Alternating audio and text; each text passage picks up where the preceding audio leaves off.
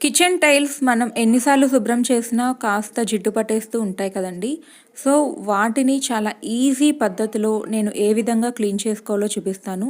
ఈ ఒక్క టైల్ మాత్రమే క్లీన్ చేసి చూపిస్తానండి. మీకు చాలా సింపుల్‌గా ఉంటుంది. మొత్తం అక్కడ ఉన్న టైల్స్ అంతా క్లీన్ చేసి చూపించడం కాస్త కష్టమవుతుంది.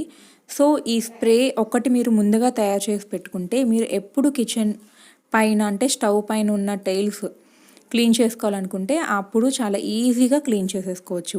ఈ స్ప్రే ఎలా తయారు చేశానో ఈ వీడియో ఎండింగ్‌లో చూద్దాం.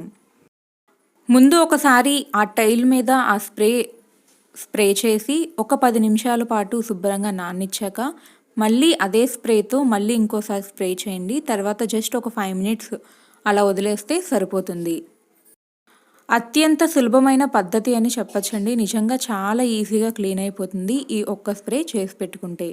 తర్వాత ఒక 5 నిమిషాల తర్వాత నార్మల్ స్టీల్ స్క్రబ్బర్‌తో మీరు అస్సలు కష్టపడాల్సిన అవసరం లేదు.